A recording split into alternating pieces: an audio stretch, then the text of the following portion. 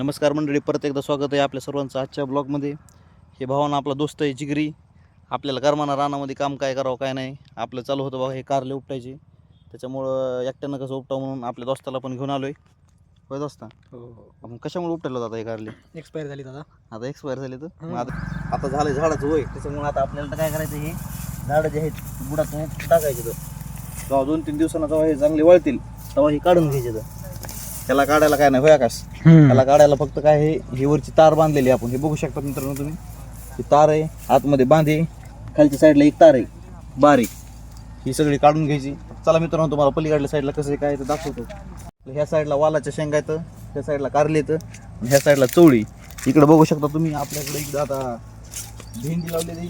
पण आता ही भावांना आता तुम्ही बघू शकता भेंडीचा बी भाव कमी झाला, त्याच्यामुळे आता आपण भेंडी बी आपण थोडी कमी करायला होतं. वन टाईम कमी करता येत नाही, त्याच्यामुळे आता 2-4 दिवसामध्ये ही कमी करायला होतं. राहिलेले जे भेंडीचा माल आहे वरचा लागलेला हे तेवढा तोडून घ्यायला चालू आहे आता आपल्याकडं.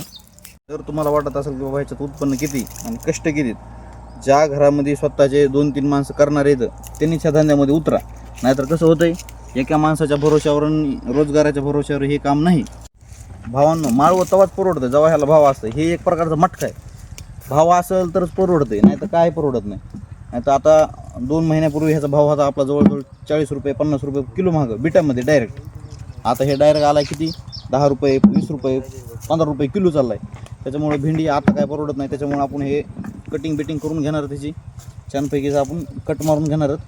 1-2 महिन्यामध्ये परत आणखीन भाव वाढेल, त्या हिशोबानुसार आपण आता भेंडीचं चालू करणार आहेत. भावांना, तुम्हाला जरी करायचं असेल आणि घरचे जर तुमच्या माणसं असतील तरच धंद्यामध्ये उतरा, नाहीतर निस्ती बेजारी.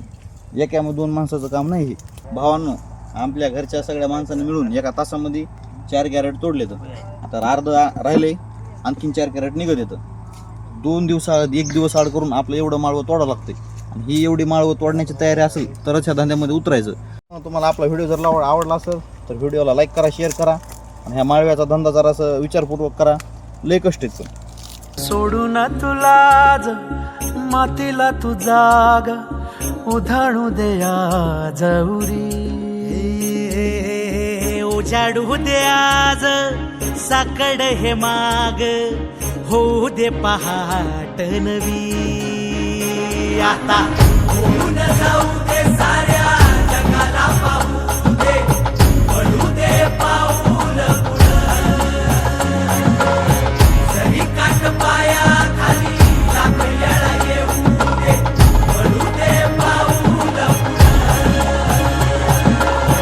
मोठी लढाई लढू मातीसाठी गड्या मनगटाच जोर लावून